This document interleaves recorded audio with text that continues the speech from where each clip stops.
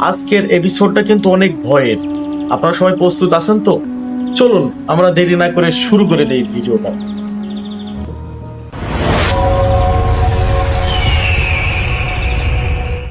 এখন যে ঘটনাটি আপনাদের সাথে শেয়ার করব, এই ঘটনাটি আমাদেরকে যিনি পাঠিয়েছেন তার নাম আবির।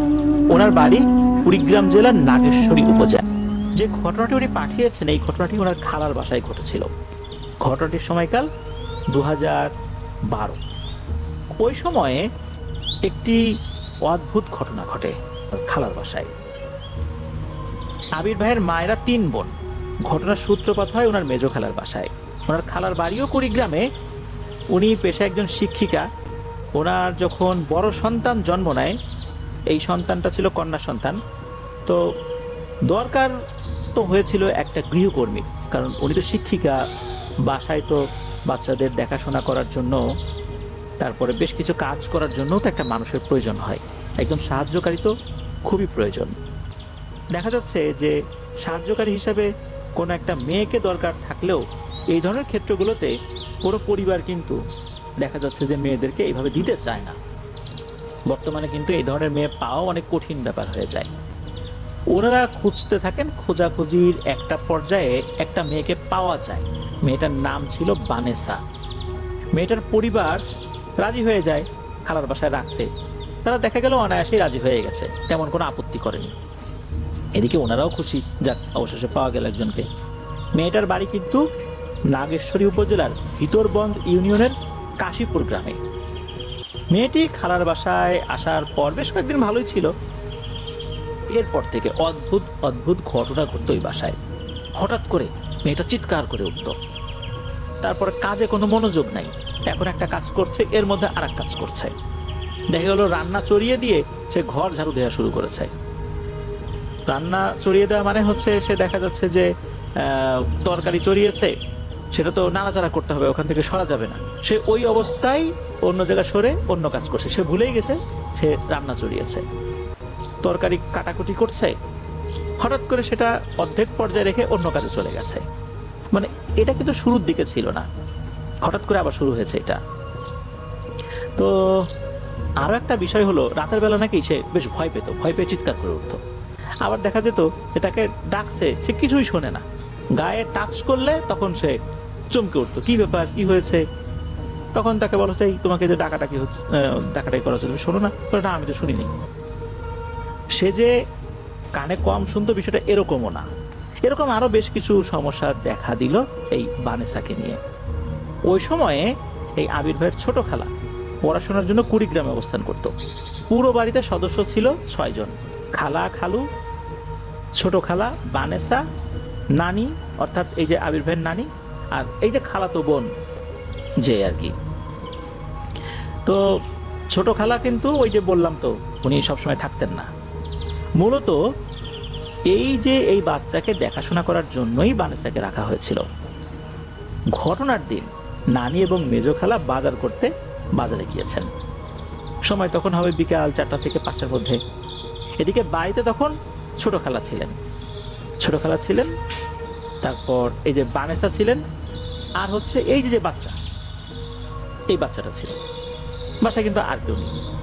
সন্ধ্যা হওয়ার আগে আগে বানেসা অদ্ভুত আচরণ শুরু করে। বিড়াল গোঙালে যেরকম শব্দ হয় ওইরকম শব্দ শুরু করে। ছোট খালা বিষয়টাকে স্বাভাবিক অসুস্থতা ভেবেই নেন, বানেসাকে কিছু ওষুধ দেন খাওয়ার জন্য। এরপর ছোট খালা ঘুমিয়ে পড়েন। ওনার খুব ঘুম আসছিল ওই সময়, কেন জানেন? ওই সময় যদিও বা ঘুম আসার কথা না, কিন্তু ওনার খুব ঘুম আসছে। উনি অল্প কিছুক্ষণ ঘুমিয়েছেন। ঘুম থেকে ওঠার পর উনি বানেসাকে ডাকছেন, কিন্তু কোনো সাড়া পাওয়া যায় না। উনি চিন্তা করলেন যে বাচ্চাটা কোথায়? বাচ্চা আছে ঠিকঠাক মতোই, বানেসা নাই। আরে বানেসা কোথায়? বাচ্চাকে একা রেখে কোথায় চলে গেছে? ওনারই বা কেন হঠাৎ এই সময় ঘুম চলে আসলো? এদিকে অনেক ডাকাডাকি করা হচ্ছে, বানেসাকে আর খুঁজে পাওয়া যাচ্ছে না। ছোট খালা তো চিন্তায় পড়ে গেছেন, পুরো বাড়ি খুঁজেছেন। ওই বাড়িটার উপরে কিন্তু টিন শেড ছিল আর কি। তো পুরো বাড়ি খুঁজেছেন, কোথাও খুঁজে পাওয়া যাচ্ছে না। তো বাড়ির বাইরে খোঁজাখুঁজি করা হচ্ছে। উনি বাচ্চাটাকে ঘরে রেখে আর কতটুকুই বাইরে খুঁজতে পারেন। এদিকে ছোট খালা তো চিন্তায় পড়ে গেছেন। তখন সবাইকে কল করা শুরু করেছেন মোবাইলে, যে বানেসাকে তো পাওয়া যাচ্ছে না। সবার কিন্তু একটাই কথা যে বানেসাকে পাওয়া যাচ্ছে না, বাচ্চা আছে তো? হ্যাঁ, বাচ্চা আছে ঠিকঠাক মতো, কিন্তু বানেসা নাই। এদিকে বাসার থেকে একটা মেয়ে হাওয়া হয়ে গেল। এই মেয়ের মা বাবা যখন জানবে, তখন তো এটা অপহরণের মামলা দিয়ে বসবে, কিডন্যাপিং এর মামলা দিয়ে বসবে, তখন কি হবে? কিন্তু আরো একটা মুসিবত হয়ে গেল। যখন সবাইকে ফোন করে জানানো হয়েছে এই যে মেজো খালা, নানি, ওনারা দ্রুত বাজার শেষ না করেই বাসায় চলে আসছেন। খালুকে কল দিয়ে বিষয়টি জানানো হয়। এরপর সবাই মিলে খোঁজাখুঁজি শুরু করেছেন। খালু নাগেশ্বরীতে কল দিয়ে মামাদেরকে খোঁজ নিতে বলেছেন, হয়তো বানেসা তার বাড়ির উদ্দেশ্যে রওনা দিয়েছে, খুব তো বেশি দূরে না। এটা ভেবেই খালু নাগেশ্বরীতে খবর দিয়েছেন। তো খালু আবার কি করেছেন, কুড়িগ্রাম থানায় জিডি করতে যাবেন, ঠিক সেই মুহূর্তে খবর আসে বানেসাকে পাওয়া গেছে।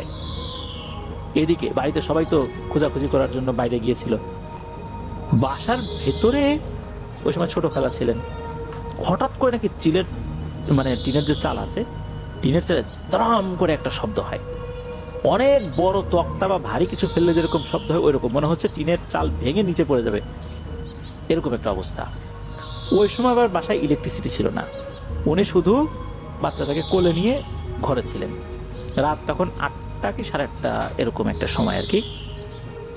হঠাৎ করে এরকম ভয়ঙ্কর শব্দ পেয়ে ছোট খালা তো ভয় পেয়ে গেছেন। ওই সময় তো উনি ছাড়া বাসায় কেউ নাই। বাড়ির সামনে একটা চিড়ার মিল আছে, তো সেই মিলে নুরু নামের একজন কাজ করত। তাকে মূলত মেজো খালা খোঁজাখুঁজি করার জন্য বলেছিলেন। উনি চারদিকে খোঁজার পর বাড়ির পশ্চিম দিকে খুঁজতে যাবেন, ঠিক সেই মুহূর্তে ওনার কানে এক ধরনের শব্দ আসে, মনে হচ্ছে একটা গোঙানির শব্দ। ওনার কাছে সন্দেহ লাগে। উনি সেই শব্দের উৎস ধরে বুঝতে পারেন যে শব্দটা ডান দিকের ঝোপের ভেতর থেকে আসছে। উনি একটু এগিয়ে যান, ময়লা ঝোপঝাড় পরিষ্কার করে যখনই সামনের দিকে একটু এগিয়েছেন, তখন দেখেন এক অদ্ভুত দৃশ্য। এই যে বানেসা মেয়েটা মাটিতে পড়ে আছে অজ্ঞান অবস্থায়। তবে শুরুর দিকে এটা বানেসা কিনা বুঝতে পারেন নাই, কারণ উপর হয়ে পড়া ছিল। তবে তার পোশাক আশাক দেখে বুঝতে পেরেছেন এটা বানেসাই হবে। মাথাটা মাটির দিকে আর কি, তো গোঙানোর মতো শব্দ হচ্ছে। শরীরে কাদা, মাটি, বালু, চুলও মনে হচ্ছে ভেজা। কেউ তাকে কাদাযুক্ত কোনো এলাকায় নিয়ে গিয়েছিল এরকমটা মনে হচ্ছে। এই যে নুরু সাহেব, উনি তো বানেসাকে কোলে করে বাড়িতে নিয়ে আসেন। বানেসা কিন্তু ওরকম গোঙাচ্ছিল, কিন্তু তার কোনো হুঁশ ছিল না। বাসা আসার পর বানেসার জ্ঞান ফেরে। সে অদ্ভুত আচরণ করা শুরু করে, জিন ভর করলে যেরকম আচরণ করে ঠিক সেই রকম। এসব দেখে কাছাকাছি থাকা এক কবিরাজকে ডেকে আনা হয়। কবিরাজ আসার পর সেই জিনকে হাজির করেন এবং জিজ্ঞাসা। দেখুন, আমরা যে ভিডিওটা বানাই, যে নতুন নতুন গল্প আপনাদের মাঝে নিয়ে আসি, সেগুলো করতে কিন্তু অনেক পরিশ্রম হয়। তার জন্য আপনারা একটি লাইক এবং একটি সাবস্ক্রাইব করে দিবেন। এর জন্য আমাদের নতুন নতুন ভিডিও বানাতে আমরা উৎসাহিত হই। এর জন্য একটি লাইক এবং একটি সাবস্ক্রাইব করে দিবেন। দেরি করব না, আপনারা চলুন ভিডিওতে, আমরা মূল ভিডিওতে চলে যাই। শুরু হয়ে যায়। জিন বলে, আমি তো বানেসাকে আমার রাজ্যে নিয়ে গেছিলাম, আমি পরিকল্পনা করছি যে ওকে আমার সাথেই রাখবো, কিন্তু আমার নিজেদের সমস্যার কারণেই রাখতে পারি নাই, তাই আবার একে এখানে ফেলে দিয়ে গেছি। তখন সবাই বুঝতে পারে যে ছোট খালা যে ধরাম করে শব্দটা শুনছেন, এটা মূলত ওই বানেসাকে ফেলার শব্দ। ওখানে ফেলার পর বানেসা গড়াগড়ি খেতে খেতে চলে গেছে ওই ঝোপের দিকে। তো ওই কবিরা জিজ্ঞেস করে, কি কোথায় ধরছিস, কতদিন ধরে ওর সাথে আছিস? জিন বলে যে রামখানা দিঘির পারে আমি ওকে ধরেছি, ছোটবেলা থেকেই আছি ওর সাথে। এই রামখানা হচ্ছে নাগেশ্বরী উপজেলার একটা ইউনিয়ন। দিঘির পার বলতে রামখানা বাজার বোঝানো হয়েছে আর কি। ওই রামখানা বাজারে একটা বড় দিঘি আছে নাকি। সবাই রামখানা দিঘির পার বললেই চেনে, এমনটাই জানিয়েছেন আবির ভাই। তো অনেক কষ্টে ওই কবিরাজ বানেসার কাছ থেকে ওই জিনটাকে তাড়াতে সক্ষম হন। উনি জিনটাকে এই শর্ত দিয়ে দেন, বাংলাদেশের সীমানার বাইরে এই জিনটা আসতে পারবে না। এমন একটা কাজ করে দেন তো বাংলাদেশের সীমানার মধ্যে, এই বাংলাদেশের যেই চতুর্দিকে যে সীমানা রয়েছে, এই বর্ডার ক্রস করে ঢোকার সাথে সাথেই নাকি এই কবিরাজের কাছে খবর হয়ে যাবে। তখন কবিরাজের অনুগত জিনেরা ওইটাকে ধরবে। তখন জিনটা রাজি হয় এবং বলে যায় যে আমি চিহ্ন হিসাবে বানেসার একটা স্যান্ডেল নিয়ে যাবো। এক জোড়া না, একটা স্যান্ডেল। সে সত্যি একটা স্যান্ডেল নিয়ে চলে গিয়েছিল। দেখা গেল যে বানেসার একটা স্যান্ডেল নাই, একটু আগে কিন্তু ওখানে এক জোড়া স্যান্ডেল ছিল। এই ঘটনার পর বানেসাকে তার বাড়িতে পাঠিয়ে দেওয়া হয়। সবচেয়ে অবাক করা বিষয় হচ্ছে বানেসার পরিবার এই বিষয়গুলো জানতো, তারপরেও এই বিষয় সম্পর্কে এই পরিবারকে সতর্ক করেনি। তারা এই বিষয়টা নাকি অনেকদিন ধরেই সহ্য করে যাচ্ছেন, এমনটাই জানিয়েছেন। তবে এই ঘটনার পরে বানেসার কোনো খোঁজ খবর ওনারা আসলে রাখেননি, কারণ এটা আসলে ওনাদের জন্য একটা ঝামেলা, যে আবার যদি পরে নিয়ে আসেন বা মেয়েটাকে রাখেন আবার কি ঝামেলা হবে, পরে দেখা গেল যে মামলা মোকদ্দমায় ফেসে যাবেন, অনেক ধরনের জটিলতাই তো হতে পারে। এই জন্যই মূলত ওনারা খোঁজ খবরও রাখেন নাই, বানেসাকেও দিয়ে আসছিলেন। তো এটাই ছিল ঘটনা।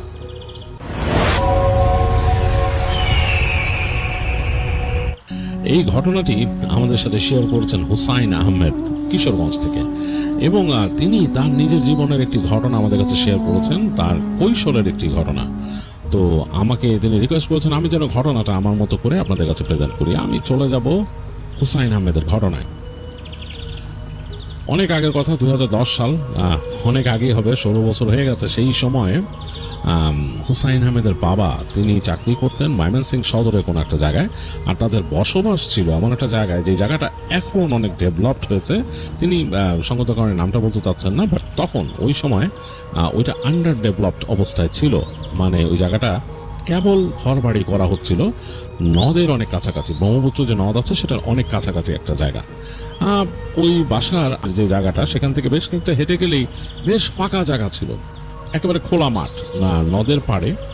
তিনি লিখেছেন যে ওই জায়গায় বেশ বড় প্রান্তর, জায়গায় জায়গায় ঘাস, উঁচু উঁচু ঘাস হয়েছে, এবং একপাশে বিশাল গাছগাছালির সারি, এবং হেঁটে গেলে ওই জায়গায় মানে বাড়িঘর, নতুন বাড়িঘর পেতে গেলে অনেক দূর যাওয়া লাগে।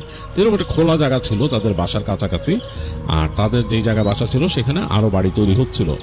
তো তারা যেই বাসাটায় থাকতেন সেটি ছিল একটা সেমি পাকা বিল্ডিং। সেমি পাকা বিল্ডিং বলতে মানে এটা পাকা বাড়িঘর, বাট ওটার ছাদটা ছিল চৌচলা টিনের, বেশ সুন্দর দেখতে। এবং এটা দুই পাশে দুইটা ইউনিট ছিল, মানে এই পাশে একটা ছোট্ট ইউনিট 2 বেডরুমের, ওই পাশে আরেকটা ছোট্ট ইউনিট 2 বেডরুমের, এবং ডানে বামে আর কি বিল্ডিং, মানে ঢুকলেই গেট দিয়ে ঢুকলেই ডানে বামে দুই পাশে 2টা ইউনিট।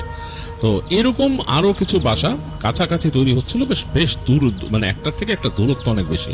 আর এর মাঝখানে কিন্তু গাছপালা আছে, বেশ রাতের বেলা বেশ নির্জন হয়ে যায়। তো হুসাইনরা যেই পাশটাতে থাকতেন ডান দিকের পাশটাতে, এবং তার অপোজিটের যেই ফ্ল্যাটটা আর কি পাশে, সেইখানে আরেকটা ফ্যামিলি থাকতো, এবং সেই ফ্যামিলির আরেকটা ছেলে ছিল। হুসাইন ছদ্মনাম ব্যবহার করেছেন এখানে, বলেছেন তার নাম ছিল হামজা। হামজা হুসাইনের বয়সী, এবং দুজনেই কিন্তু মাদ্রাসায় পড়তো। তো হুসাইনকে যে মাদ্রাসায় ভর্তি করা হয়, হামজাকেও সেই মাদ্রাসাতেই দেওয়া হয়েছিল, তার বাবা মা সেখানেই দিয়েছিলেন। এবং তারা কথা বলতে বলতে বেশ বন্ধু হয়ে ওঠেন, যেহেতু পাশাপাশি বাসা, তাদের মধ্যে গল্প গুজব সব কিছু ওখানেই চলে। বাসায় থেকে পড়াশোনা করতেন মাদ্রাসাতে হুসাইন, তো সুতরাং যাওয়া আসা হতো। একই অবস্থা ছিল হামজারও। তো তারা মোটামুটি অবসরের সময় একসাথে কাটাতেন, গল্প গুজব করে সময় পার করতেন, আড্ডা দিতেন। এবং সুযোগ পেলে যেটা হতো, হামজা হুসাইনকে বলতে এদিকে এদিকে বলে ডেকে নিয়ে যেত। তো বাসার পেছন দিয়ে যে চলার রাস্তা, এক চিলতে এরকম রাস্তা সরু বের হয়ে গেছে গাছপালার পাশ দিয়ে, এটা একেবারে নদের পাশ দিয়ে গেছে। বেশ খানিকটা ঘেলেই খোলা জায়গা, মানে এই জায়গায় দাঁড়ালে ওই পাশে দেখা যায় অনেকটা, ওই পাশেও খোলা জায়গা, ওই পাশে বড় বড় কিছু বাড়ি আছে নদের ওই পাশে, বড় বড় বাড়ি, বা এরকম মানুষজন চলাফেরা করে পার্কের মতো আসে। হ্যাঁ, বাট সেগুলো মানে দেখা যাচ্ছে বিকেলের পর অনেকটাই ফিকে হয়ে যায়। আর এই পাশে যেহেতু খোলা মাঠ, বিশাল খোলা মাঠ, এখানে মাঠের মধ্যে কুয়াশা ঢেকে যায় যখন নাকি, মানে এমনকি সামারেও, মানে গরমের সিজনেও সেখানে একটা কুয়াশার মতো ভেসে বেড়ায়। তো ওই জায়গায় হামজা নিয়ে যেত ডেকে ডেকে হুসাইনকে, এবং দুজনে ওখানে খেলাধুলা করতো, ঘোরাফেরা করতো। তো এই ঘটনা হুসাইনের মা একদিন দেখে খুব রাগ করে হুসাইনকে, একদম মানে ধমক দেয়, খবরদার ওখানে যাবি না। আর হামজাকেও বকা দেয় যে তুমি কেন ওখানে যাবে, তোমার বাবা মাকে বলে দিব। হুসাইনকেও নিবা না, এটা ঠিক না, ও তোমরা ওখানে কেন যাও, একলা একলা, কেউ নাই, কত দূর পর্যন্ত জায়গা, এবং সেই জায়গায় খোলা জায়গার মধ্যে দূরে দেখা যেত তাল গাছ দাঁড়ায় আছে কয়েকটা, দেখলেই ভয় লাগে অন্যরকম। আর হুসাইনের আম্মা হুসাইনকে বলতো ওইখানে গেলে কিন্তু ভূত আছে, ভূতে একদম ধরে নিয়ে যাবো, তাল গাছে থাকে, এগুলো বলতো আর কি। তো হুসাইনের বয়স যখন কম, 10 বছর বয়সে, এতটা গায়ে মাখতো না, শুনতো মায়ের কথা, তার খুব কিউরিয়াসিটি রাখতো। তো তার মা তাকে সবসময় এই কথাগুলো বলতো, এবং তার মাকে নাকি তাদের যে মাদ্রাসার হুজুরও বলছিল যে ছেলে পেলে যেহেতু এখানে পড়াশোনা করে, ওদেরকে শয়তান সহজে ডিরেল করতে চায়, মাদ্রাসা যেহেতু পড়ে ওদেরকে মানে পড়ার থেকে দূরে সরায় নিতে চায়। তো সুতরাং একটু দেখে রাখবেন ছেলেকে, হ্যাঁ, এটা কিন্তু নিয়ম, এটা বলছেন আর কি। সেই হুজুরও বলে দিয়েছিলেন হুসাইনের আম্মাকে। তো উনি ওইভাবেই দেখে রাখার চেষ্টা করতেন। এত হামজার বাবা মাকে বলছিলেন যে ও যেহেতু পড়ে মাদ্রাসায়, এরকম যেতে দিয়েন না, কে আর এই বিকালে হেঁটে ওরা কই যায়। তো তারপরও তারা দুই বন্ধু কিন্তু যেত, হেঁটে হেঁটে বেরোতো এবং ঘুরতে ঘুরতে ঠিক ওই জায়গায় যেত, মাঠের ওখানে। এরকম হাঁটতে হাঁটতে যখন তারা যেত, তাদের মধ্যে একটা প্রতিযোগিতাই তৈরি হয়ে গেছিল কত দূর যাওয়া যায় এবং দূরে কি আছে। বাচ্চাদের কিউরিয়াসিটি বেশি থাকে, তো তাদের কিউরিয়াসিটি ছিল বেশি যে কত দূরে কি আছে। তো সবসময় তারা একটা মার্ক সেট করতো যে আজকে এই পর্যন্ত যাব। মাঠটা কিন্তু হিউজ, মানে সেই সময় ওই জায়গাটার মধ্যে কেউই থাকতো না, মানে ঘাস, উঁচু উঁচু ঘাস হয়ে গেছিল এবং দূরে দেখা যেত কিছু জায়গায় ফসল চাষ হয়েছে, সেটা অনেক দূরে এখানে দেখলে, এবং গাছপালা আছে বেশ। তারা ওখানে যে প্রতিদিন প্রায় যখনই যেত আর কি, সুযোগ পেত, লুকায় লুকায় যেত। এখন তো বাপ মাকে বলতো না, লুকায় গিয়ে মার্ক সেট করতো যে আজকে অমুক জায়গায় যাব। তো এর মাঝে তারা সেট করে ফেলছিল একটা জায়গা দূরের। তারা আস্তে আস্তে একটা জায়গায় এসে বলছে এর পর দিন ওখানে যাবো। ওখানে মনে উঁচু একটা পাহাড় এবং পাহাড়ে কয়েকটা তাল গাছ আছে, এরকম উঁচু উঁচু তাল গাছ, আর কয়েকটা গাছ বাঁকা হয়ে ওই জায়গায় বাঁকা হয়ে আছে, দূর থেকে দেখছে তারা। তো তারা সেট করছে ওখানে যাবে। তো ঠিক আছে, এরকম একদিন তারা এরকম বাসার থেকে বের হয়ে চলতে চলতে হামজা তাকে নিয়ে চলে গেল ওইখানে। তো দুজনে গেছে এবং হাঁটতে হাঁটতে এত দূর চলে আসছে, মাঠ পার হয়ে তারা বুঝতেও পারেনি এতটা দূরত্ব। এইখান থেকে তাদের ওই যে যেখান থেকে তারা আসছে ওই জায়গাটা দেখা যাচ্ছে নদীর পাড়ে।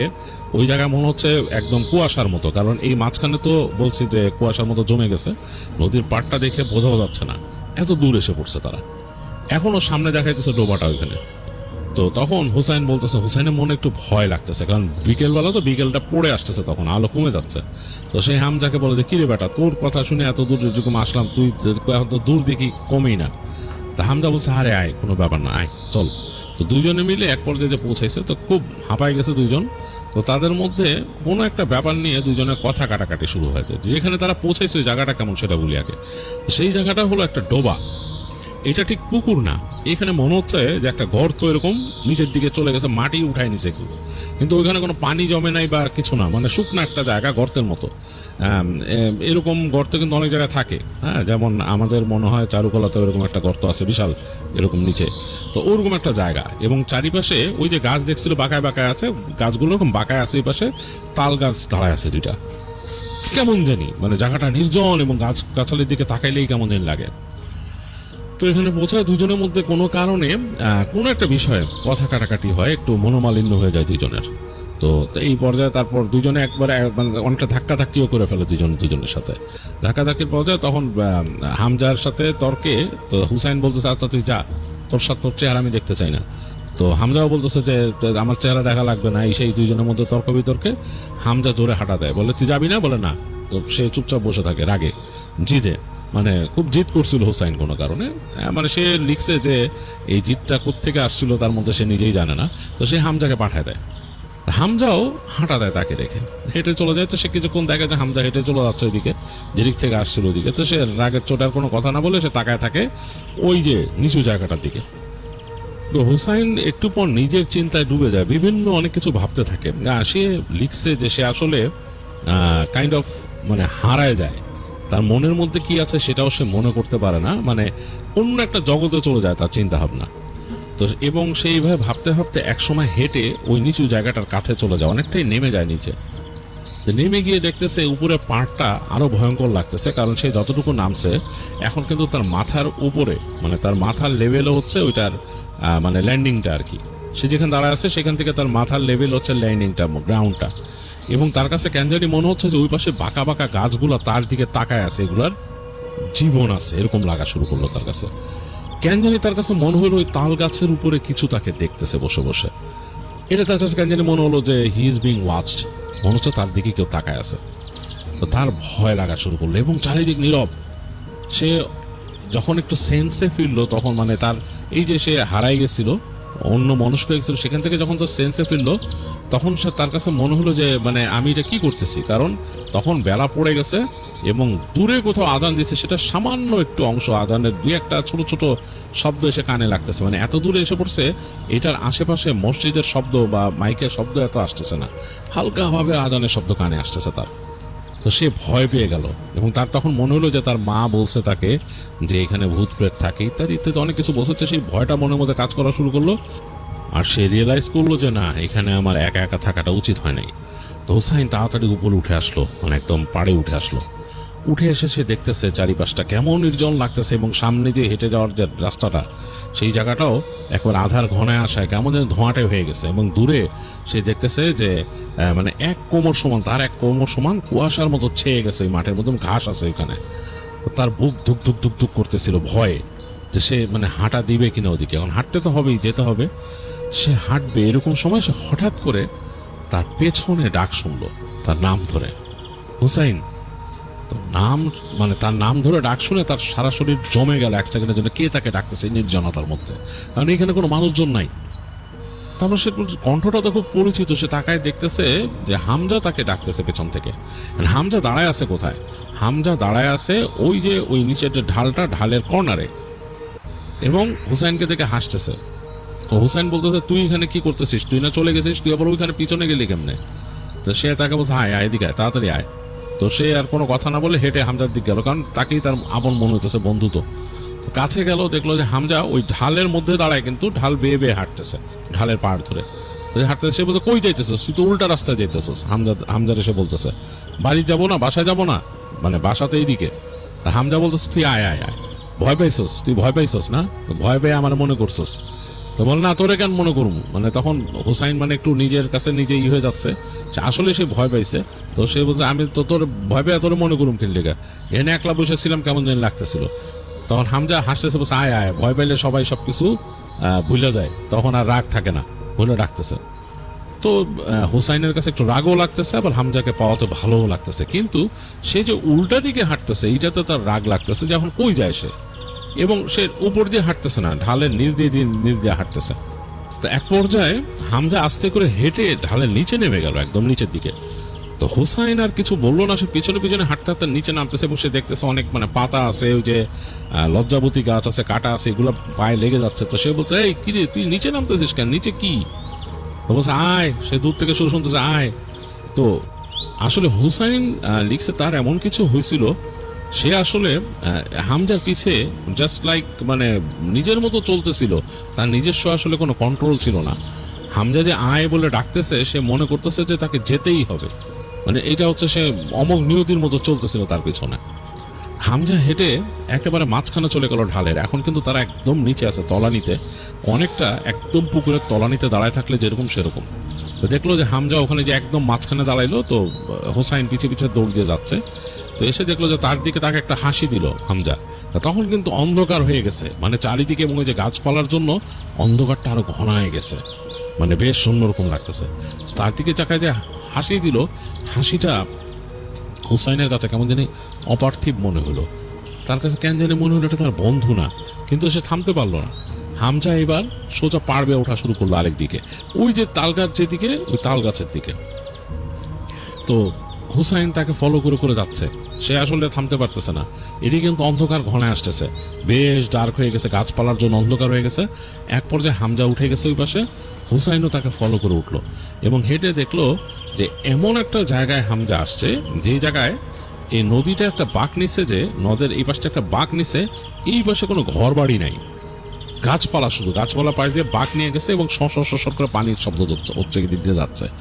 ওখানে দাঁড়াইলো, তো খুব অবাক হলো, আসলে হুসাইন নদীর এই পাশের এইরকম সিন দেখে নাই কোথাও, পার হয়ে গেছে, এবং অন্ধকার যেহেতু হয়ে গেছে, দূরে দেখা যাচ্ছে এই যে একটা ঘরের মধ্যে আলো জ্বলতেছে অনেক দূরে, টিম টিম টিম টিম সেই আলো ফ্ল্যাশ করতেছে। এবং সেখানে দেখলো যে হামজা গিয়ে একেবারে নদীর যেই জায়গাটা মানে কর্নার, সেই জায়গাটায় দাঁড়াইলো, একদম পাশে, মানে পাড়ের এক পাড়ের পাশে দাঁড়াইলো। তো হুসাইন ওখানে দাঁড়ায় পড়ে দেখতেছে হামজা তার দিকে তাকায়, কেমন যেন একটা দৃষ্টি দিল, এবং এই যে হালকা আকাশের আলো, সেটা সে বুঝতে পারতেছে হামজার চোখগুলো মনে ফুলে উঠছে, এরকম ফুলে উঠছে, এবং চোখ দিয়ে পানি গড়ায় পড়তেছে, পানি পড়তেছে। তো সে বলছে, কিরে, তুই কান্দিস কেন? কি ব্যাপার, এখানে কি হয়েছে? তুই মানে কই নিয়ে আসলি? হামজা বলতেছে, তুই আয়, কোনো অসুবিধা নেই, আর ভয় নাই, আমরা একসাথেই চলে যাবো এখান থেকে। তো তখন হুসাইনের কেমন যেন একটু ভয় লেগে গেছে, তার সম্বিত ফিরছে, চিন্তা করতেছে আমি কোথায় আসছি, কার কাছে আসছি, এবং হামজাকে হামজার মতো লাগতেছে না। সে ভালো মতন খেয়াল করে বলে, হামজা বলতেছে তাকে আয়, কিন্তু হামজা কিন্তু পিছায় যাচ্ছে, এবং সে ভালো মতো খেয়াল করে দেখলো হামজা কিন্তু বাতাসের উপরে, পিছনে যে মানে তার পাড় যে শেষ, সে বাতাসের উপর দাঁড়ায় আছে, আর হুসাইনকে ডাকতেছে ওই জায়গায়। হোসাইন দেখলো হামজার চেহারার মধ্যে একটা ভয়ঙ্কর পরিবর্তন আসছে, যেটা তার বন্ধুর চেহারা মোটেই না, একেবারে অন্যরকম হয়ে গেছে।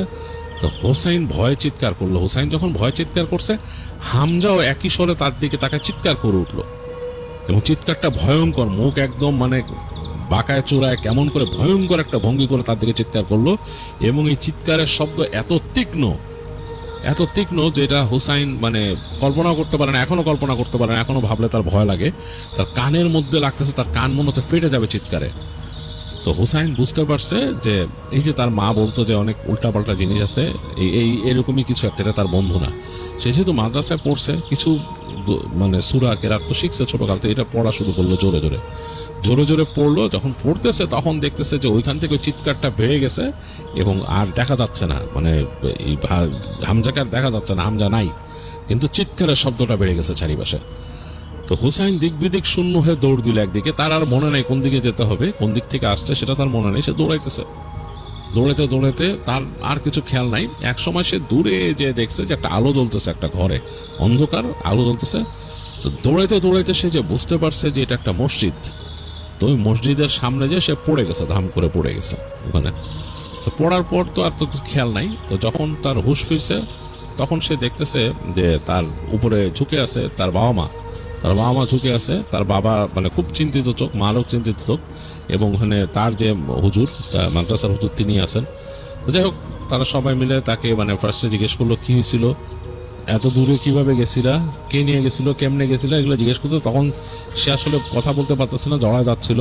তো তখন তার বাবা থামাই দিল সবাইরে, বলে যে থামেন, ওকে এত দিয়েন না, দেখি কি অবস্থা। তো তাকে জিজ্ঞেস করলো, বাবা তুমি ঠিক আছো? তখন হুসাইন বলতেছে যে হ্যাঁ। তো হুসাইন ভয় কাঁপতেছে, বলতেছে যে হামজা কই? তো বলছে কেন, কি হয়েছে? তো তখন হুসাইন তার বাপকে বলতেছে, তো শুনতেছে বাকি সবাই কিভাবে কি হয়েছিল। তো শোনার পর তার আম্মা ওই বাসটা বলছে আমি আগেই না করছিলাম যাইতে। তখন তার বাবা আবার থামাই দিল তার মারে, যখন থামো। তো যাই হোক, তাকে তখন হুজুর ঝাড়লেন, ভালো মতন ঝাড়লেন। ঝাড়ার পরে হুজুর বসে বসে অনেকক্ষণ মোরাকাবা করছেন, করে তারপরে বললেন যে ওর যেটা হয়েছিল, ওকে আপনাকে বলছিলাম, হোসেন আম্মাকে বলে যে আপনাকে বলছিলাম যে ওরা একটু দেখে রাখতে।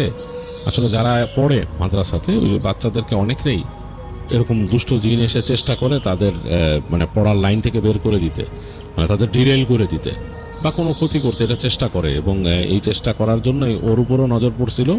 তো ওকে ওই যে একটা সুযোগ মতো পাইছে, পেয়ে ওখানে নিয়ে তাকে ওই জায়গায় হয়তো মেরে ফেলার চেষ্টা করছিল বা কিছু একটা, একলা যখন পাইছে ওখানে। তো তখন হুসাইন বলে যে হ্যাঁ আমার মনে পড়ছে আমার হামজা বলছিল যে তোর মা তোর হুজুর যতই চেষ্টা করুক আমার থেকে আটকায় রাখতে, তোরে আমি সুযোগ মতো পামই, আজকে পাইছি। তো তখন বলে এই যে দেখছেন, হুজুর বলে যে দেখছেন এই যে এটা। আর ওটা তো ওর বন্ধু তো মোটেই ছিল না, ওই ওর বন্ধু এখানে ছিলই না। তো পরে ওই যে খবর নিয়ে জানতে পারছে যে হামজার বাবা মা, হামজা তখনই চলে আসছিল বিকালে বাসায়, এবং সে নাকি বলছিল যে বাসায় যে রয়ে গেছে ওখানে হুসাইন। এই জন্যই হুসাইনকে খুঁজতে বেরিয়েছিল পরে তারা, এবং যেখানে যেখানে হামজারা গেছিল সেই জায়গার কথা বলে দিছিল হামজা। তো সেই সব জায়গায় যে পায় নাই, খুঁজতে এক সময় তারা যে হাজির হয়েছে যে সেই যে মসজিদটা ওখানে, এবং ওখানে যাওয়ার পরে ওখানকার যে হুজুর বললো যে এখানে একটা ছেলেরে পাইছি আমরা এরকম। তো সেখান থেকেই তাকে নিয়ে আসে, এসে পরে তার এই যে এরকম মাথায় পানি দিয়ে দোয়া দরুদ পড়ে যখন তার হুঁশ ফিরে, তখন এগুলো শোনা যায় তার কাছ থেকে যে এরকম ঘটনা ঘটছিল। তো যাই হোক, তো হুসাইন লিখছে যে তার আসলে পরবর্তীতে সমস্যা যেটা হয়েছিল, তার আর মাদ্রাসায় পড়াশোনা কন্টিনিউ হয় নাই, তার মাদ্রাসার পড়াশোনা ওইটা নাকি আসলেই হয় নাই এরপরে আর। তো এটা তার জন্য একটা মানে খুব দুঃখের ব্যাপার। আর এরপর সে অনেক রকমভাবে ভয় পেত, স্বপ্ন দেখতো ইত্যাদি ইত্যাদি তার জীবনে করছে। তার বন্ধু যে হামজা, সে নাকি পরবর্তীতে মারা গেছে। তো এই ছিল হুসাইনের ঘটনা। বাট হুসাইন বলছে যে আরও কিছু ঘটনা তার জীবনে আছে, সে পরবর্তীতে কোনো এক সময় আমাদের সাথে এগুলো শেয়ার করবে। তবে একটা জিনিস আমি বলি, হুসাইনের ঘটনা পড়ার পরে আমি কিন্তু এরকম অনেক ঘটনা শুনছি যে যারা মাদ্রাসাতে পড়ে তাদের কিন্তু বিভিন্ন রকমের এই ধরনের সমস্যা হয়। এরকম অনেক ঘটনা কিন্তু অদ্ভুত রীতিতেও আগে শেয়ার করছেন মানুষ, আমরা কিন্তু শেয়ার করছি সেগুলা। আপনাদের হয়তো মনে পড়বে আজ থেকে প্রায় বছর 2-3 আগে একজন শেয়ার করছিলেন, তিনিও ময়মনসিং থেকে শেয়ার করছিলেন আই গেস, যে মাদ্রাসাতে তিনি পড়তেন এবং রাতের বেলা ভয় পেতেন। বিভিন্ন রকম সমস্যা হতো তার। তো এরকম জিনিসপত্র কিন্তু ঘটে, এবং আমাদের এই এলাকা, তো আমি যেখানে থাকি তার কাছাকাছি এরকম মাদ্রাসা আছে, এবং সেই মাদ্রাসাতে কিন্তু রাতের বেলা এরকম সমস্যা ঘটে, মানুষজন অনেক কিছু দেখে। তো জিজ্ঞেস করলে ওখানকার ছেলেপেলেদের তারা পরে বলে না যে তারা কি দেখছে, বাট ওইখানকার খুব কাছাকাছি আমার রিলেটিভ থাকতো বাসা ভাড়া দিয়ে। তো সেই রিলেটিভ বলছিল যে মানে তারা প্রায় এরকম শব্দ শুনতো, বারান্দায় গেলে ভূত ভূত বলে চিৎকার, রাত্রেবেলা 2টার সময় 3টার সময় মাদ্রাসার ভিতরে চিৎকার করতেছে, এবং মানে হই হুল্লোড় পড়ে গেছে ওখানে। তো এই কারণে আমার সেই রিলেটিভরাও ভয় পেত, কারণ তাদের বারান্দাটা বেশ খোলা ছিল, বড়, এবং তাদের কাছে মানে বেশ ভয়ের মনে হতো জায়গাটা। আর আমি ওদের বারান্দায় যে দেখছি রিলেটিভের বারান্দাটা আসলে একটু স্পুকি লাগে, মনে হয় যে কিছু একটা চলাফেরা আছে। আর ওই যেখানকার কথা বলছি, যে মসজিদের কথা বা যে মসজিদের পাশে যে মাদ্রাসাটার কথা, সেই মাদ্রাসার পাশে কিন্তু একটা বিশাল পুকুর আছে, এবং সেই পুকুরের আশপাশ দিয়েও কিছু ঘর বাড়ি আছে এরকম। তো আমার এক বন্ধুর বাসা ছিল কাছাকাছি, তো ওর বাসার ছাদ থেকে আমি একবার যখন দেখছিলাম জায়গাটা, আমার কাছে বেশ স্পুকি মনে হয়েছে বেশ স্পুকি, মানে আসলেই অন্যরকম। এছাড়াও কিন্তু বিভিন্ন মাদ্রাসায় আমি এরকম শুনছি যে রাতের বেলা দেখা গেছে যে কেউ তাহাজ্জুদ পড়তে গেছেন, একটা স্টুডেন্ট, তিনি মানে যাবেন আর কি, নামাজ পড়বেন ফজরের নামাজের আগে, তিনি বেশ খানিকটা সময় আগে গেছেন তাহাজ্জুদ পড়বেন মসজিদের বাইরের যে অংশটা বারান্দার মতো ওখানে। তো ওখানে যেও দেখছেন যে মানে এরকম ভয় পাইছেন আর কি দেখে, যে কেউ একজন নামাজ পড়তেছে এরকম, তো ভয় আর সেই স্টুডেন্ট ঢোকেন নাই। হ্যাঁ, তো এরকম আরও অনেক ডিটেলস ঘটনা আমার কাছে অনেকে বলছে, অনেকে সেগুলো শেয়ার করতে না করছে, তো জাস্ট শেয়ার করছেন আমাকে, বাট বলছেন যে এটা শেয়ার করেন না। তো এগুলো এর জন্য শেয়ারও করা হয় না, বাট এগুলো কিন্তু হয়, মানুষ এরকম ভয় পায়। যেমন আমার এক বন্ধুর বাসায় তাদের এক চাচা ছিলেন, যিনি তাদের অফিসের গাড়িটা চালাতেন। তো সেই চাচা একটা ঘটনা বলছিলেন ছোট আমাকে, অনেক দিন আগে, প্রায় 2013-14 সালের দিকে। তো তিনি বলছিলেন যে তিনি একবার তাদের বাড়িতে গেছেন, তো তাদের ঘরটা হচ্ছে এরকম টিনের ঘর, সামনে একটা ছোট্ট বারান্দা আছে, আর তার সামনে উঠান, বেশ বড় উঠান, এবং তার সামনে গিয়ে তাদের রান্নাঘর বাদিকে, ডান দিকে হচ্ছে তাদের গোসলখানা, মানে যেখানে নাকি তারা গোসল করেন। তো তাদের গোসলখানাতে আবার চাপ কল ছিল না, তাকে যেটা করতে হতো যে গোসলখানার পাশ দিয়ে হেঁটে গিয়ে পুকুর ছিল, পুকুরের ঘাটের ওখান থেকে হয় বালতি ভরে পানি নিয়ে আসা লাগতো, অথবা ওই পুকুরে বসেই তাদের গোসল বা উজু যেটা করা লাগতো ওইখানে। তো যেটা করতেন, ওই ওনার নাম ছিল মোর্শেদ কাকা, তিনি যেটা করতেন বেশিরভাগ টাইমে ওই পুকুর থেকে বালতিতে করে পানি নিয়ে চলে আসতেন, এসে গোসলখানায় উনি হাত মুখ দিতেন বা গোসল করতেন, যা করতেন। তো উনি একবার একটু আর্লি উঠে গেছেন রাতের বেলা উঠছেন, মানে ওনার একটু প্রকৃতির ডাকের চাপ হয়েছে। তো তিনি চিন্তা করছেন উঠে যে আমি বাথরুমে যাই, ওখান থেকে জাস্ট উঠে অজু করে, মানে পানি এনে অজু করব, অজু করে তারপর একবারে নামাজে দাঁড়ায় যাবো, ততক্ষণ আজান দিয়ে দিবে। তো এই চিন্তা করে তিনি তাড়াতাড়ি বাথরুমে চলে গেছেন। তো বাথরুমে চলে গেছেন, তখন তো ওখানে জমানো তার পানি ছিল একটু, ওগুলো নিয়ে চলে গেছেন বাথরুমে। তো বাথরুম শেষে যখন বেরোয়েছেন, তখন তার কাছে কেন জানি মনে হইতেছে, এবং উনি তাড়াহুড়ায় বাথরুমে যাওয়ার সময় সাথে কোনো মোমবাতি বা হারিকেন কিচ্ছু নেন নাই, মানে অন্ধকারেই চলে গেছিলেন। তো ওনাদের ওই যে বাথরুমের ছাদটা আবার খোলা ছিল, ওই সময়কার ওই গ্রামে অনেক জায়গায় এরকম ছাদ খোলা ছিল বাথরুমের, না আশেপাশে কোনো বিল্ডিং নাই, ছাদ খোলা থাকলে অসুবিধা হতো না আর কি। যাই হোক, তো ওই আলোতে তিনি তার কাজ সারছেন, ওই আকাশের আলোতে, তারপর তিনি বের হয়ে আসছেন। বের হয়ে এসে তিনি হেঁটে আসতেছেন। তো যখন বের হয়ে আসতেছেন, ওনার কাছে কেন জানি মনে হলো ওনার পেছনে ওনাকে কেউ ফলো করতেছে, ওনার পেছনে কেউ আসতেছে, বোঝা যায় না। আর মানে গ্রামের তো আসলে ওই হাঁটার জায়গাগুলো মাটির, অনেক জায়গায় একটু কাঁচা হয়ে গেছে, ইট বিছানো এরকম। তো মনে হচ্ছে তাকে কেউ ফলো করে আসতেছে। তিনি ফট করে পিছন ফিরে তাকাইছেন আর কি। মোর্শেদ কাকার তখন ফিল হয়েছে, মনে হচ্ছে যে পিছনে কেউ আছে, তিনি ফট করে পিছন ফিরে তাকাইছেন। তো তাকায় দেখেন কেউ নাই। তো পরে ভাবলেন যে আমার মনের ভয়, হ্যাঁ আমার মনের ভয়। তো তিনি আর কোনো চিন্তা ভাবনা না করে আস্তে আস্তে তাড়াতাড়ি হেঁটে গেছেন উঠান পার হয়েছেন। তো উঠান পার হয়ে তিনি যখন যাচ্ছেন সামনে, এই ডান দিকে কিন্তু উনার ওই গোসলখানা, আর তার সামনের বাঁ দিক দিয়ে সোজা গিয়ে নেমে গেলে হচ্ছে পুকুর ওখানে। তো পুকুরের পাড়ে যখন যাচ্ছেন, তার জানি কেন ভয় লাগতেছে, বেশ ভয় লাগতেছে, কারণ মানে তার যেই সময়টা মনে হয়েছিল যে এখন মনে হচ্ছে আসলে সে সময় না। হ্যাঁ, মানে সময়টা আসলে মনে হয় একেবারে ফজরের আগে না, তার যেটা মনে হয়েছিল যে ঠিক ফজরের আগের মুহূর্তে আছেন তিনি। তো তিনি এই ভয় পেতেছেন, এবং পুকুরের আশেপাশে এনভায়রনমেন্টটা অন্যরকম। তো মোর্শেদ কাকা থাকেন তো বেশিরভাগ টাইম শহরে, গ্রামে এখন থাকেন না। তো সুতরাং তার কাছে আরো মানে অভ্যাসটা একটু অন্যরকম হয়ে গেছে। তো তিনি যখন পুকুরের কাছে আসছেন, তিনি শব্দ পাইলেন পুকুরের পানিতে, ছপস ছপস করে শব্দ হচ্ছে। তো ভালো মতো দেখতে পাচ্ছেন না, আকাশে তো আকাশের আলো এরকম। তো এক পর্যায়ে তিনি খেয়াল করলেন যে পুকুরের পাড়ে কেউ একজন পানির মধ্যে আছে, পানি নাড়তেছে এরকম। আর তিনি অবাক হয়ে খেয়াল করলেন যে পুকুরের পাড়ে দাঁড়ায় আছে সে বেশ লম্বা গড়ন, মানে তার উচ্চতা হবে 7-8 ফিট, একটা মানুষ। এখানে পানি এখানে নাড়তেছে 2 হাত দিয়ে, আর তাকে দেখে বলছে আয় আয়, আসবি না, আয় আয় আয় আয়, এমন ভাবে ডাকতেছে নাকি গলায়, মানে কণ্ঠটা হচ্ছে নাকি কণ্ঠ, তাকে বলছে আয় আয় আয় এভাবে বলতেছে। মোর্শেদ কাকা ভয়ের চোটে তিনি ওই হাতে করে একটা নিয়ে আসছিলেন বদনা আর কি, ওটা ফেলে দিয়ে দৌড় দিলেন ওখান থেকে। তো উনি দৌড়ায় আসছেন বাসায়, মানে একদম মানে ভয়ে তার আত্মা কাঁপতেছে। তিনি ঘরে ঢুকে গেছেন, ঘরে ঢুকে দরজা লাগাইছেন ঢাড়াং করে, দরজা লাগা এখন চিন্তা করছেন অজু করবে, তার তো অস্বস্তি লাগতেছে, ভয় আর ভয়ও লাগতেছে, এটা কি দেখলেন তিনি। তো তিনি তাড়াতাড়ি দৌড় দিয়ে গিয়ে তার হাত ঘড়ি রাখা ছিল টেবিলের উপরে, ওই হাঁচড়ে পাঁচড়ে অন্ধকারের মধ্যে হাত ঘড়িটা ধরলেন, ধরে চাপ দিয়ে দেখেন 3:30 বাজে। কিন্তু তিনি যখন উঠছিলেন তার কাছে মনে হয়েছিল কিন্তু যে আমি একেবারে ফজরের একটু আগে উঠছি। তো যাই হোক, প্রচন্ড ভয় পেয়েছেন, তার ভয় বুক কাঁপতেছিল। তো তিনি তাড়াতাড়ি ওই যে তার ঘরের মধ্যে একটা বালতিতে আবার পানি ছিল, তো সেই পানি নিয়ে, ওই পানি আগে উঠায় রাখতো তার স্ত্রী, তো তিনি সেই বালতির থেকে পানি নিয়ে তিনি দরজা খুললেন না, বা একেবারে তার ঘরের যে দরজাটা খুলে সামনে বারান্দার কাছে দাঁড়ায় তিনি অজু করলেন। আর ওনার চোখ ছিল সবসময় হচ্ছে ওই মূল দরজার দিকে, ওই বাইরে যেখান থেকে পুকুর পাড় থেকে আসছে, সারা শরীর ওনার গায়ে কাটার দিয়েছিল। এবং যেহেতু বয়স হয়েছে উনি কাউকে ডাকেন নাই আর, যাই হোক ওখানে অজু করছেন। তো অজু করার পর জানি কেন তার সাহসটা বেড়ে গেছে, এটা মোর্শেদ কাকাই বলছে, তার সাহসটা অনেক বেড়ে গেছে। তার কাছে মনে হলো যে তিনি এখন পবিত্র। তিনি খুব ভয় পেয়েছিলেন পুকুর পাড়ে দাঁড়ায়, কারণ তিনি নিজেকে অপবিত্র বুঝতে পারছিলেন যে কোনো সময় তাকে খারাপ কিছু করতে পারে ওই খারাপ জিনিস। অজু করার পর তার কাছে মনে হচ্ছে তিনি পবিত্র, এবং তিনি দোয়া দুরুদ পড়লেন তখন। তো উনি নাকি তখন শুনতেছিলেন যে দূর থেকে তাকে কেউ কটাক্ষ করতেছে।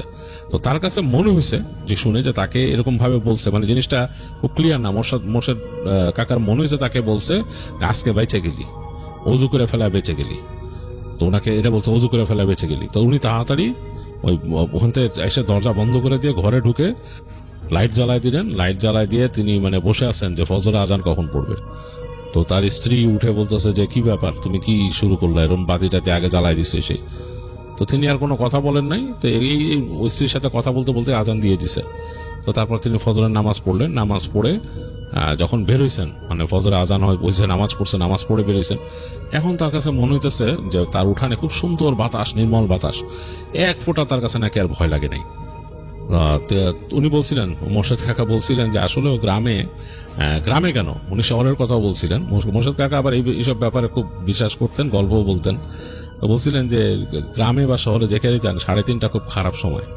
হ্যাঁ, উনি বলতেন যে আঙ্কেল এই রাতের বেলা আপনারা চলাফেরা করেন ঠিক না, আমি তো কত কিছু এরকম ফিল করি। মোর্শেদ কাকা বলছিলেন যে উনি এরকম রাতের বেলা গাড়ি নিয়ে আসতেছেন, তাকে কুকুর ঘিরে ফেলছে, মানে এমন ঘিরে ফেলছে শহরেরই একটা বিধি জায়গায়, হ্যাঁ বিধি জায়গায়, মানে শহরের মানে এই যে মানে জায়গাটার নাম আমি বলতে চাচ্ছি না, খুব মানে আমার তো খুবই নোন জায়গা, সেখান থেকে উনি গাড়ি নিয়ে আসতেছিলেন। তো ওনাকে কুকুর ঘিরে ফেলছে যেটার কোনো কারণই নাই। ওখানে হয়তো মানে হায়েস্ট 2-4টা মানে রাস্তার কুকুর থাকতে পারে, কিন্তু ওই দিন 10-12টা কুকুর তার গাড়িকে ঘিরে ফেলছিল।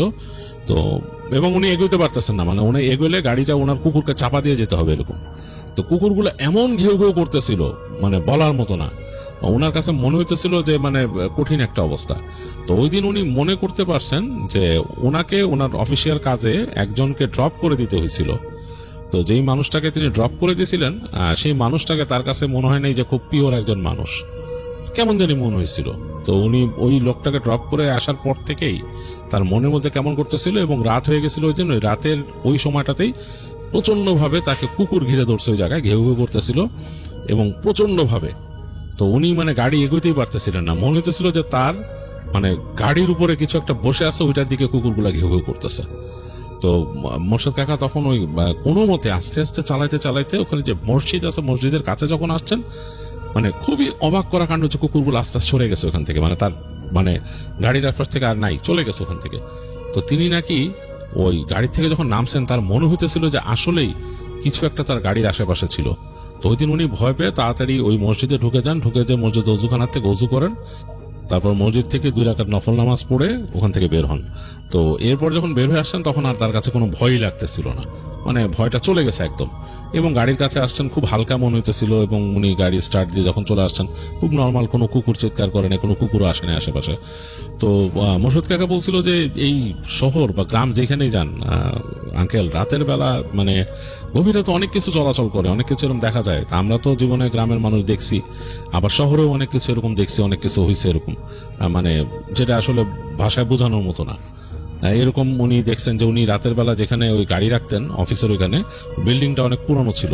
তো বিল্ডিংটা যখন উনি পার্ক করে ঢুকাইতেন, মানে গাড়িটা পার্ক করে ঢুকাইতেন বিল্ডিং এর ভিতরে, সাইডে রাখতেন, পাশে একটা প্যাসেজ ছিল, অনেক পুরনো প্যাসেজ, মানে ওই বিল্ডিংটা হয়তো 60-এর দশকে তৈরি। হ্যাঁ, তো ওই পাশে ওই প্যাসেজ ধরে মনে হতো যে মাঝে মাঝে চিৎকার দিত কে, মানে দুষ্টুমি করে যেরকম মানুষ সেরকম দুষ্টুমি করতো। তো উনি অনেকবার চিন্তা করছেন যে এখানে ওই কোনো বাসার ছেলে পেলে দুষ্টুমি করে, এখানে চিৎকার চেঁচামেচি করে। তো একদিন উনি খুব কিউরিয়াস হয়ে হেঁটে গেছিলেন, গাড়ি রেখে আস্তে করে হেঁটে গেছিলেন। প্যাসেজের মধ্যে ঢুকে এই মাত্র শুনছেন উনি এখান থেকে চিৎকার করছে, করে শব্দ করছে, তার সামনে বিভিন্ন রকমের শব্দ করছে। একটা মানুষও নাই, ওই যে পাশের যে ফ্ল্যাটটাতে মানুষ থাকে সব ঘুমে বেঘোর, দরজা জানলা বন্ধ, মানে তাদের জানলা বন্ধ, একটা আলো নাই, লাইট নাই, কিছু নাই। সে বাসার পিছনে যে দেখছে খা খা করতেছে, বাসার পিছনে একটা পেয়ারা গাছ ছিল অনেক পুরনো, এবং কোনাটা দেখে প্রচন্ড তার কেন জানি ভয় লেগে উঠছে। মোর্শেদ কাকা পরে শুনছিলেন ওই বাড়ির যে কেয়ারটেকার আছে, ওই কেয়ারটেকারের কাছে, যে ওই পেয়ারা গাছে নাকি কে একটা মানে প্রাণ দিছিল আর কি, গলার মধ্যে বাঁচায় ওখানে প্রাণ দিয়েছিল ওই জায়গায়। তো ওই জায়গাটা নাকি এমনি ভয় ভয় বাড়ির মানুষজন। তো ওইটা শোনার পর থেকে মোর্শেদ কাকার মানে গা ছমছম করতো। এরপরেও তিনি অনেকবার শুনছেন ওখানে হই হুল্লোড়ের শব্দ, সাউন্ড করতেছে, এবং খুবই আজব মনে হতো যে একটা মেয়ে সাউন্ড করতেছে। তো তিনি কিন্তু শুনছেন যে ওখানে যে পেয়ারা গাছে যে গেছিল একটা মেয়ে ছিল। হ্যাঁ, তো ওই বাড়িরই মানে কোন একটা গৃহ কর্মী এইরকম প্রাণ দিয়েছিল। তো এরপরে ওইখানে এই জিনিসটা নাকি এরকম শুনে, অনেকে শুনে নাকি এরকম নিচে মনে হয় হই হুল্লোড় হচ্ছে, খেলাধুলা করে। যাই হোক, এই মোর্শেদ কাকারও দু একটা ঘটনা, এগুলো আসলে খুব স্ক্যাটার্ড ভাবে ছিল, খুব গোছানো ছিল না। আজকে এই ঘটনার মানে ধারাবাহিকতায় যে ঘটনাটা শেয়ার করলাম, সেটা ধারাবাহিকতায় আপনাদের সাথে শেয়ার করে ফেললাম। তো এরকম ঘটনা মাঝে মাঝে আসে, অনেকের কাছ থেকে টুকিটাকি শোনা হয়। তো এরকম ঘটনাগুলো কোনো একদিন আবারও কোনো ঘটনার ধারাবাহিকতায় এরকম ছোটখাটো ঘটনাগুলো বলে দিব আপনাদেরকে। এই ঘটনাটি আমাদেরকে যিনি পাঠিয়েছেন উনি একজন রেমিটেন্স যোদ্ধা ভাই, ওনার নাম মোহাম্মদ বিজয়। উনি বর্তমানে সংযুক্ত আরব আমিরাতে রয়েছেন, একটি মসজিদের খাদেম হিসাবে দায়িত্ব পালন করছেন। ওনার দেশের বাড়ি কিশোরগঞ্জ জেলার পাকুন্দিয়া উপজেলার দরগা বাজার এলাকায়। ঘটনাটি উনি শুনেছিলেন 2008 কি 9 সালের দিকে। এই ঘটনাটি যে উনি আসলে কেউ ওনাকে বলেছে এভাবে শুনেছেন, বিষয়টা এরকম না। উনি ওনার দাদির সাথে ঘুমাতেন। 2008-9 সালের দিকে ওনার বয়স ছিল এরকমই 8-9 বছর এরকম আর কি, ওনার বয়স আর কি। দাদির সাথে ঘুমাতেন। দাদির ওই সময় বয়স ছিল 70-এর কাছাকাছি, ওই সময়ের কথা বলছি আর কি। তো দাদি উনি একজন আধ্যাত্মিক টাইপের মহিলা আর কি। উনি বেশ পীর ভক্ত একজন মানুষ। আধ্যাত্মিকতা ওনাকে খুব বেশি করে টানে, ছোটবেলা থেকেই ওনাকে টানে এটা। ওনার কাছে ওনার অনেক পরিচিত লোকজন আসতেন, ওনার সাথে গল্প করতেন, মজা করতেন। ওনার সাথে ওনার অনেক বান্ধবীরাও দূর দূরান্ত থেকে দেখা করতে আসতেন। আর যখন আসতেন দাদির জন্য কিছু উপঢৌকনও নিয়ে আসতেন।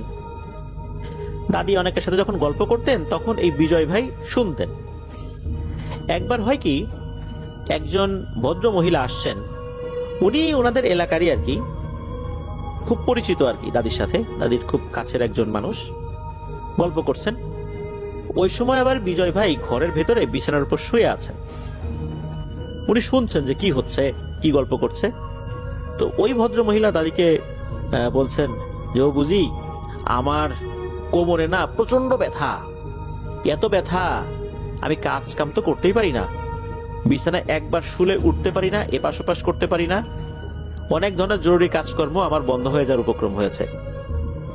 এই ব্যথার কি সমাধান করা যায়? তুমি তো এরকম কাজ অনেক করছো, আমার একটা সমাধান করে দাও না। এই কথা শোনার পর দাদি একটি বিষয় বলেন, আর সেটি মূলত এই বিজয় ভাই শুনেছিলেন। দাদি গল্প করেন যে ওনার বয়স যখন 40-এর কাছাকাছি তখন একটি ঘটনা ঘটেছিল। দাদি ওই সময়ে উনি কয়েকটা কাজ করতেন। সেটা হচ্ছে যে ওনার আর একজন বান্ধবী ছিল যার নাম হচ্ছে রহিমা। তো এই রহিমা কি করতেন, বিভিন্ন মানুষদের বিভিন্ন যে সমস্যা থাকে, বিশেষ করে অসুখ বিসুখ, এই যে কোমরে ব্যথা, ঘাড়ে ব্যথা, পায়ে ব্যথা, বাতের ব্যথা বা এই টাইপের আরো যে সমস্ত সমস্যাগুলো আছে, এই সমস্যাগুলো উনি শুনতেন আর সেটা সমাধানের জন্য একটা কাজ করতেন। আর সেই কাজে দাদিও সহযোগী হতেন, দাদি নিজেও করতেন। সেটা হচ্ছে যে এই ধরনের রোগীদের কাছ থেকে টাকা পয়সা নিতেন, নেয়ার পর এটা সমাধানের জন্য শক্তিশালী কিছু জিনদেরকে ভোগ দিতেন। ওনারা জিন সাধনা করতেন না, কিন্তু জিনেদেরকে ভোগ দিতেন। এই ভোগ দেওয়ার নির্দিষ্ট পদ্ধতি ছিল। অনেকগুলো মোমবাতি, তারপর মাটির হাড়ির মধ্যে মিষ্টি, আর কিছু দোয়া দুরুদ আছে। এটা আসলে দোয়া দুরুদও বলা যাবে না, এটা এক ধরনের বিশেষ রিচুয়াল আর কি, সেটা পালন করতে হতো। এই জিনিসটা ওই যে রহিমা দাদি যিনি, উনিও করতেন। আবার যখন উনি কোনো কারণে পারতেন না, সবসময় একজন মহিলা মানুষ রাতের বেলা কোন একটা জায়গায় গিয়ে এই জিনদেরকে ভোগ দিতে যাবেন, এটাও তো পসিবল হয় না, তখন দাদিকে দিতেন। অনেক সময় বাড়িতে গেস্ট আসতো, এক একজনের বাসায় তো এক একজনের সমস্যা লেগেই থাকে, তো ওইভাবে নিজেরা মেনটেন করতেন আর কি। দাদি পারলে দাদি যেতেন, না পারলে ওই রহিমা দাদি যেতেন। এভাবে দুজন মিলেই এই কাজগুলো করতেন। এই কাজগুলো করার সময় ওনারা একটা বিশেষ জায়গায় যেতেন। ওনাদের বাড়ি থেকে কিছুটা দূরে একটা বিল রয়েছে, বেশ বড় বিল, সেটা এখনো আছে। তো ওই বিলের একটা জায়গায় অনেক আগে থেকেই একটা বড় একটা গর্তের মতো ছিল, সেখানে একটা উঁচু ঢিবির মতো আছে আবার সাইডে। ওই উঁচু ঢিবির উপর বসে ওনারা নির্দিষ্ট রিচুয়ালটা করতেন।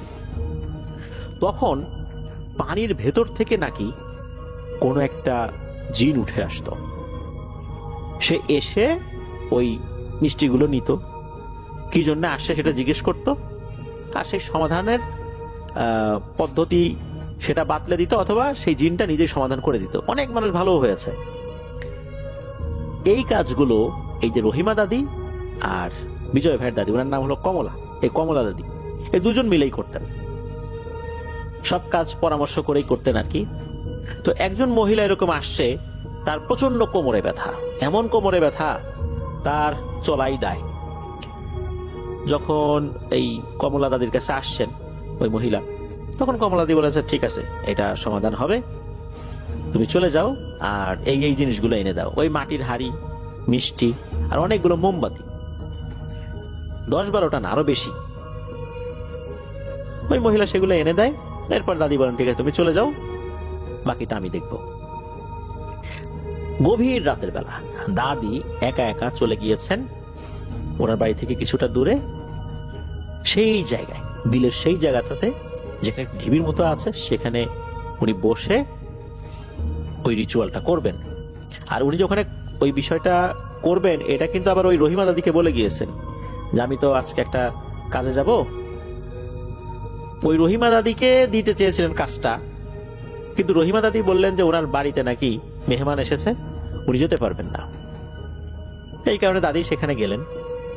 দাদি তো এর আগেও অনেকবার গিয়েছেন, কখনো কোনো সমস্যা হয়নি। এই কাজটা করতে করতে উনি জিন দেখলে আসলে আর ভয় পেতেন না। কারণ হচ্ছে উনি কিন্তু জিন সাধনা করতেন না, কিন্তু যে পদ্ধতিতে এই কাজটি করতেন, এই পদ্ধতিতে জিনেরা এসে ভয় দেখাতো না, তারা ওই ভোগটা গ্রহণ করত আর ওই নির্দিষ্ট কাজটা করে দিত। এই এতটুকুই, আর কিছু না। তো দাদি তো গিয়েছেন, যাবার পর উনি যেখানে বসেছেন তার চতুর্দিকে মোমবাতি জ্বালিয়েছেন, আর সামনে মাটির হাড়িতে ওই মিষ্টিগুলো রেখে উনি ওনার মতো করে রিচুয়াল করা শুরু করেছেন। করছেন অনেকক্ষণ হয়ে যায়, কোনো সারা শব্দ আর নাই। এতক্ষণ কিন্তু কখনো হয় না, মানে লাগে না এত সময়। এই অল্প সময় 15-20 মিনিট ম্যাক্সিমাম লাগে, এর বাইরে কিন্তু লাগে না। এদিকে দাদি ঘন্টা পার করে ফেলছেন, কোনো সারা শব্দ নাই। এদিকে মোমবাতিগুলো আস্তে আস্তে আস্তে আস্তে তো ক্ষয় হয়ে যাচ্ছে। যদিও বা ওনার কাছে একাধিক মোমবাতি ছিল, কোনোটা যদি একদম ক্ষয় হয়ে যায় তাহলে সেই জায়গায় আরেকটা রিপ্লেস করে দেবেন, কিন্তু কোনো মোমবাতি যেন একদম নিভে না যায়, এই বিষয়টা নিশ্চিত করতে হবে। আর এমনিতেই তো বিলের ওই ফাঁকা জায়গায় বাতাস তো চতুর্দিক থেকে আসে, বাতাসে যদি নিভে যায় সেই বিষয়টা একরকম, কিন্তু একদম ক্ষয় হয়ে যেন নিভে না যায় এটা নিশ্চিত করতে হবে। বাতাসে নিভে গেলে ওটা আবার জ্বালাই দিতে হবে। দাদি এরকম করছেন, উনি ওনার মতো করে সেই রিচুয়াল গুলো করে যাচ্ছেন। আসে না আসে না আসে না, মোমবাতি একদম শেষ দিকে যখন চলে আসে, আর হয়তোবা ম্যাক্সিমাম 10 মিনিট জ্বলতে পারে, ওই সময় হঠাৎ করে ওনার সামনে থাকা যে পানির যে একটা ডোবার মতো আছে, বেশ বড় সাইজের ডোবার মতো এটা ছিল, সবসময় সেখানে পানি থাকতো, ওই পানিতে ভয়ঙ্কর রকমের ঢেউ ওঠা শুরু হয়। এটা দেখে দাদি আসলে ওই সময় ভয় পান নাই, বেশ অবাকই হয়েছেন। কখনো তো এইভাবে আসে না, স্বাভাবিকভাবেই আসে, কখনো একদম মানুষের বেশে আসে, মিষ্টি খায় চলে যায়, সমস্যার কথা শুনে কার কি সমস্যা এটা শুনে চলে যায়, এরকম তো হয় না। তারপর উনি দেখছেন যে আসলে ঘটনাটা কি ঘটে। এরপর উনি দেখেন ওই পানির ভেতর থেকে ভয়ঙ্কর আকৃতির বিশাল বিশাল 3টা বুনো শূকর ভেসে উঠেছে। জঙ্গলে যে ওয়াইল্ড হগ যেগুলো থাকে আর কি, বন্য শূকর, সেগুলো কিন্তু দাঁত থাকে অনেক বড় বড়। তো এইরকম বন্য শূকর কিন্তু সেগুলো সাইজে অনেক বড় বড়, অনেক বড়, আর চোখ দুটো মনে হচ্ছে ভয়ঙ্কর লাল টকটকে কয়লার মতো জ্বলছে। এই 3টা ছিল ওখানে, দাদির দিকে তাকিয়ে ভয়ঙ্কর ভাবে গর্জন করছে। শূকর যেভাবে গর্জন করে ওইভাবে গর্জন করছে। আর আমরা দেখি যে শূকর কিন্তু ওই যে মাটি খুঁড়ে ফেলে একদম। ওরা পুকুরের পাড়গুলো, অর্থাৎ ওই ডোবার পাড়গুলো একদম খুঁড়ে সব তছনছ করে ফেলছে। একদম মাটি মনে হচ্ছে একদম লাঙল দিয়ে ফেলবে সব আশেপাশে যা আছে, এমন অবস্থা। আর আশেপাশের মাটিগুলো ঝুরঝুর করে ওই পানির মধ্যে পড়ে আসছে, মানে পড়ে যাচ্ছে আর কি, ক্রমাগত পড়ছে, কারণ ওরা মাটি আলগা করে ফেলছে, সেগুলো পড়ছে। তো এভাবে ওরা চতুর্দিকে তাণ্ডব চালাচ্ছে, কিন্তু দাদির একদম কাছাকাছি আসছে না। এরকম চললো মাত্র কয়েক মিনিট। এরপরেই হঠাৎ করে এই 3টা শূকর ভ্যানিশ হয়ে গেল। দাদি চিন্তা করলেন, যাক এগুলা গেছে, ভালো হয়েছে। কিন্তু না, এরপরে আবার পানিতে ভয়ঙ্কর ভাবে আন্দোলন শুরু হলো। এবার পানির ভিতর থেকে 3টা ভয়ঙ্কর আকৃতির বিশাল বড় বড় শেয়াল উঠে আসছে। এই শেয়ালগুলো ঠিক তার স্বরে, শেয়াল যেভাবে ডাকে ওইভাবে প্রচন্ড শব্দ করে ডাকাডাকি করছে, এমন ডাক দিচ্ছে মনে হচ্ছে কানের তালা ফেটে যাবে। সেগুলো দাদিকে আক্রমণ করার জন্য এগিয়ে আসছে, কিন্তু মনে হচ্ছে একদম কাছে এসে থেমে যাচ্ছে। ওই মোমবাতির আলো যতটুকু যাচ্ছে ওইখান পর্যন্ত তারা আসছে, এরপর আর আসছে না। এরও কিছুক্ষণ ডাকাডাকি করে ভ্যানিশ হয়ে গেল। দাদি কিন্তু এবার মারাত্মক ভয় পেয়েছেন, কারণ হচ্ছে দাদি এই জিনিসগুলো দেখে অভ্যস্ত নন। উনি স্বাভাবিক সুরত যেটা, সেটা দেখে অভ্যস্ত, এটাতে উনি ভয় পান না। কিন্তু এরকম তো কখনো হয় নাই, আর এই কাজ উনি নতুন করছেন না, না হলেও 50-60 বার এটা করেছেন, কখনো এরকম হয় নাই। তাহলে এবার ওরা কেন আক্রমণাত্মক হলো এটা উনি বুঝতে পারছেন না। এখন ওদিকে মোমবাতি বেশ কয়েকটা একদম নিভু নিভু অবস্থায় চলে আসছে, তখন ওনার কাছে থাকা এক্সট্রা মোমবাতি কয়েকটা রিপ্লেস করে দিলেন। এদিকে মোমবাতি তো খুব বেশি আনা হয় না, কারণ উনি তো এর আগে যতবার করেছেন 10-15 মিনিটের মধ্যে হয়ে গেছে। কোনো মোমবাতি হয়তো বা অর্ধেকটাও শেষ হয়নি, এর মধ্যেই সবসময় হয়ে গেছে। কখনো তো এই ধরনের সিচুয়েশন উনি পড়েন নাই। এরপর যেটা হয় সেটা হচ্ছে উনি দেখেন পুকুরের মধ্যে আবার পানি, এবার মনে হচ্ছে আরো ভয়ঙ্কর ভাবে আন্দোলিত হচ্ছে। এইবার পানির ভিতর থেকে ভয়ঙ্কর আকৃতির 3টা হাতি বের হয়েছে। এই হাতিগুলোর যে দাঁত, এই দাঁতগুলো মারাত্মক ভয়ঙ্কর। সেই প্রাগৈতিহাসিক কালের ম্যামথ যে লোমশ হাতিগুলো বরফ যুগে ছিল, মনে হচ্ছে সেই রকম হাতি, খুবই ভয়ঙ্কর। এই হাতিগুলো এমন ভাবে গর্জন করতে করতে তার দিকে এগিয়ে আসছে, মনে হচ্ছে এক্ষুনি তাকে পিষে মেরে ফেলবে। এবার তো দাদি মারাত্মক ভয় পান, চিন্তা করলেন যে নিশ্চয়ই কোনো একটা ঝামেলা হয়েছে, না হলে তো এরকম হওয়ার কথা না। এমন সময় পেছন থেকে এই কমলা, এই কমলা বলে কে যেন ডাকতেছে। দাদি চমকে উঠে পেছন দিকে তাকিয়ে দেখেন, আরে এটা তার বান্ধবী রহিমা। উনি তাকে দেখে চিনতে পারেন। তখন ওই রহিমা দাদি বলছেন, হে কমলা, তোর বাসায় গেছিলাম আমি, তোর এত দেরি হচ্ছে দেখে আমি চলে আসি, নিশ্চয়ই কোনো একটা ঝামেলা হয়েছে। ওদিকে এই যে এই হাতি বা এরকম কিছু যে সামনে আছে, এটা কিন্তু ওই রহিমা দাদি দেখেন নাই। তখন কমলা দাদি গিয়ে রহিমা দাদিকে জড়ায় ধরেন, বলতেছেন যে আরে তুই এমন সময় আসছিস, তুই না আসলে তো আজকে আমার প্রাণ বাঁচানোয় দায় হয়ে যেত, আমি তো বিশাল বিপদে পড়ে গেছিলাম, চল চল চল তাড়াতাড়ি চল। ওখানে ওই সব কিছু রেখেই, ওই যে মিষ্টি ছিল, হাড়ি ছিল, এগুলো সবকিছু রেখেই দাদি ওই রহিমা দাদির সাথে চলে আসেন। আসলে ওরা যে কেন এত আক্রমণাত্মক হয়েছিল এটা দাদি জানতে পারেন নাই। তবে এই ঘটনার পর দাদি কখনোই আর এই কাজ করেননি। এই কাজ ওই রহিমা দাদিও ছেড়ে দেন, কমলা দাদিও ছেড়ে দেন। বুঝতে পেরেছিলেন যে এই কাজটা ওনাদের জন্য আসলে ভালো হচ্ছে না, কেননা এটা করার মাধ্যমে মানুষ উপকৃত হচ্ছে, এটা সত্য। বিনিময়ে তো ওনারা কিছু উপঢৌকনও নিচ্ছেন, যে যার সাধ্য অনুযায়ী দেয়। হতে পারে যে জিনেরা এই বিষয়টা ভালোভাবে নেয়নি, এই জন্য তারা ক্ষিপ্ত হয়েছিল। এইবার আর তারা এই কাজগুলো করতে চায় নাই। আর ওনারা তো সাধনা করে এগুলোকে নিয়ে আসেন নাই, এগুলো একটা নির্দিষ্ট পদ্ধতিতে ডাকতেন, ওরা ওই ভোগ খেয়ে যেত, তারা ওই কাজটা করে দিত। এরপর দাদি আর এই কাজটা করেন নাই। যখন ওই যে মহিলাটা এসে তার কোমর ব্যথার কথা বললেন, দাদি এই ঘটনা শুনিয়ে দিয়েছিলেন যে আমি তো এরপর থেকে এত বছর কখনো এই কাজটা করি নাই, সুতরাং এগুলো এখন আর পারবো না, আমি এগুলো আর করি না। এই ঘটনাটা শুনেছিলেন বিজয় ভাই। আর দাদি উনি এতটা সাহসী একজন মানুষ। সাধারণত এই যে ভোগ দেয়া এই জিনিসগুলো কিন্তু পুরুষ সদস্যরা অধিকাংশ ক্ষেত্রেই করে থাকেন, কিন্তু দাদি একজন নারী হয়েও এমন সাহসী ছিলেন, এটা আসলেই একটা ব্যতিক্রমী জিনিস আমি বলবো। বিজয় ভাই জানিয়েছেন যে দাদি কিন্তু এখনো জীবিত আছেন, মানে যেহেতু বয়স হয়ে গেছে, কিছুটা তো অসুস্থতা তার ভিতরে আসবেই, সেই ধরনের বার্ধক্যজনিত কিছু সমস্যা তার মধ্যে আছে। মাঝে নাকি ওনার একবার ক্যান্সার ধরা পড়েছিল, ডক্টর ওনাকে থেরাপি নেওয়ার পরামর্শ দিয়েছিলেন, কিন্তু দাদি সেটাতে রাজি হন নাই। দাদি বিশেষ এক ধরনের হোমিওপ্যাথি ওষুধ খেয়েছিলেন। আল্লাহর অশেষ রহমতে দাদি পরিপূর্ণভাবে সুস্থ হয়ে গেছেন, তার শরীরে এখন কোনো ক্যান্সার নাই, একদম সুস্থ, অর্থাৎ ক্যান্সার থেকে উনি সুস্থ।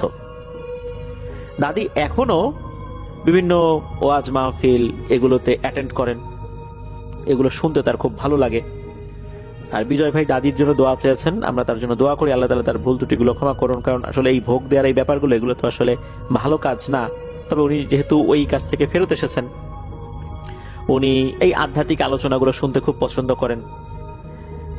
ধন্যবাদ জানাচ্ছি বিজয় ভাইকে, আর দাদিকেও ধন্যবাদ। দাদি নিশ্চয়ই পরবর্তীতে এই ঘটনা শুনবেন।